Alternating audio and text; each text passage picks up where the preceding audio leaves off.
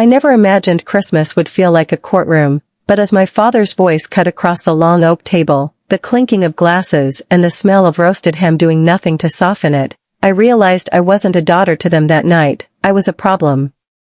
A problem they had spent decades ignoring, a problem I had tried to fix quietly with every paycheck, every late-night call to lenders, every promise I made to myself that someday, I'd regain control over my life.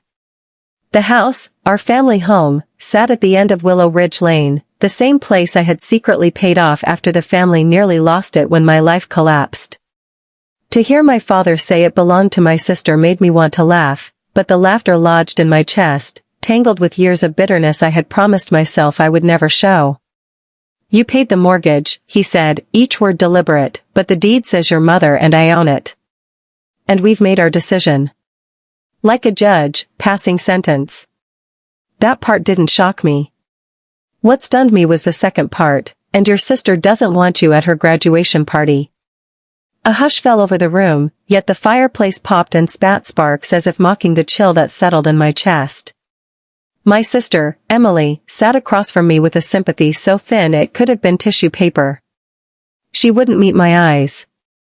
She hadn't for years, ever since the day my reputation had been ripped from me like a veil, leaving only the accusation behind.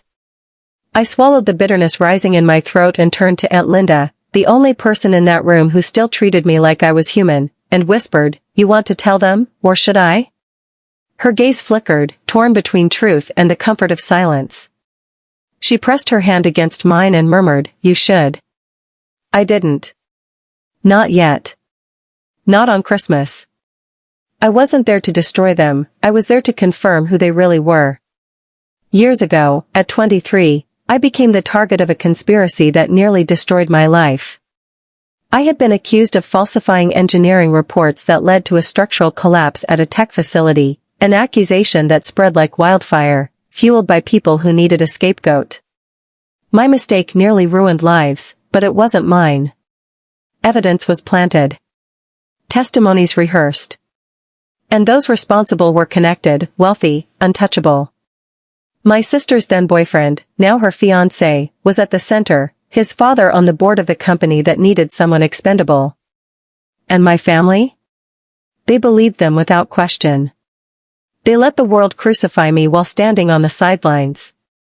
Only Aunt Linda fought quietly, hiring a private investigator, pushing for appeals, whispering that truth had not abandoned me. Years of late-night research, rebuilding a career under another name, patient collection of proof, it took all of it to clear my name. But by then, the damage was permanent. My father muttered, "Let's not drag up the past," as if truth were an unwelcome guest at the dinner table. My mother's hands were folded so tight I thought the blood had stopped in her fingers. Emily wouldn't lift her eyes. And I understood, her world had been shaped by lies too. 3 days from that night, her graduation at Duke would unfold in that world, the same people who had orchestrated my ruin standing as proud witnesses. The house they had gifted her was the same home I saved to keep her future intact. Irony, sharp and bitter, settled in my chest. After Christmas dinner, I stepped into the cold North Carolina night, Aunt Linda close behind. "You can still walk away," she whispered. "You don't owe them anything." But I wasn't there for them. I wasn't there for revenge the way people imagine it. I was there because truth had been whispering for years, a shadow trailing me, promising that someday, those who broke me would meet consequences. "I need to do this," I told her. "Not to hurt them. To end it." She nodded, her eyes glistening, the weight of decades of secrets behind her. "Truth hits harder than any weapon," she said. And she was right. The night before Emily's graduation, I met Jordan Hayes, a journalist whose work had first led her to me 6 months earlier. Sharp, honest, and unexpectedly comforting, she had slowly become someone I could trust, someone whose presence quieted the restless ache inside me. But that night, she came bearing her own revelation. Her mentor, someone she had admired, had been paid years ago to spin the story against me, burying evidence I had fought to uncover. The connection struck us both. Tears fell as she whispered, "I didn't know." And I believed her, because her life had never benefited from my suffering. She was the only person in my world who had never been part of the conspiracy that stole a decade from me. But belief doesn't erase pain, and pain doesn't cancel the delicate thread of love that had begun to form between us. Our feelings were slow burn, tentative, shadowed by shared trauma and the secrets we were both entangled in. And yet, in her presence, I felt whole in ways I hadn't allowed myself to feel in years. Graduation day arrived gray and heavy with humidity. The outdoor ceremony stretched across the manicured lawn, folding chairs arranged neatly like rows of expectation. I lingered at the back, unnoticed, wearing a charcoal suit and a calm exterior that belied the storm inside. Jordan stood beside me, tense, exhausted from nights spent digging, analyzing, strategizing. "You don't have to do this," she whispered. "I want to," I said. "But I need you to stay out of the line of fire." She shook her head. "I'm already in it." The irony wasn't lost on me. Emily walked across the stage to applause, cameras flashing. Jason, her fiancé, smirked with arms crossed, unaware that the past he thought buried was about to resurface. I watched quietly, letting the moment stretch. After the ceremony, the celebration moved to a Riverview hall. Glass walls, white linens, a string quartet filling the air with music meant to impress. I entered, the room stiffening instantly. Whispers ran like water through the crowd. My parents' faces froze. Emily's eyes widened. Jason's family glanced around, annoyed, trying to measure the intrusion. But I wasn't there to intrude. Aunt Linda had ensured my legal presence. I waited until speeches began, waited for the moment hypocrisy spoke loudest, when Jason's father toasted Emily, praising family values, integrity, and leadership. Then I stepped forward. The room went still. "Before you finish," I said, my voice calm, measured, "there's something everyone should know."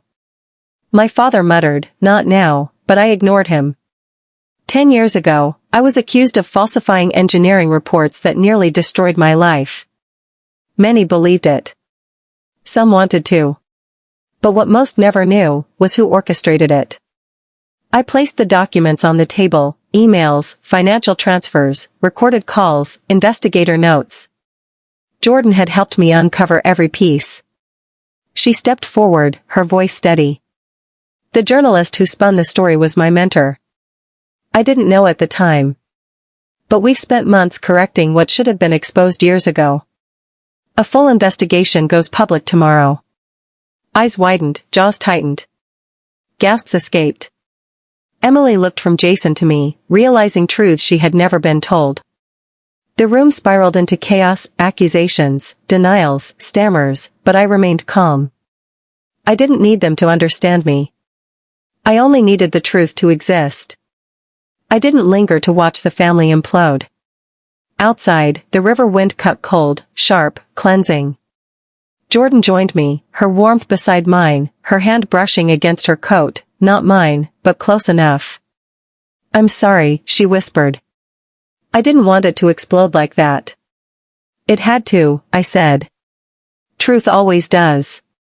Silence stretched between us, heavy but comforting, a shared recognition that some love grows in the cracks, nurtured by endurance and resilience. "What if telling the truth doesn't destroy what's good now?" she asked softly. I looked at her, heart raw and open. "Then maybe love can coexist with justice." She smiled, fragile but real, and for the first time in years, I allowed myself to believe it. Weeks later, headlines confirmed what we already knew. My name cleared. Lawsuits filed. Families confronted.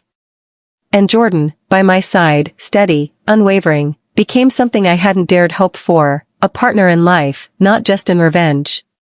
Emily began to rebuild her understanding of the world and of me, slowly, carefully.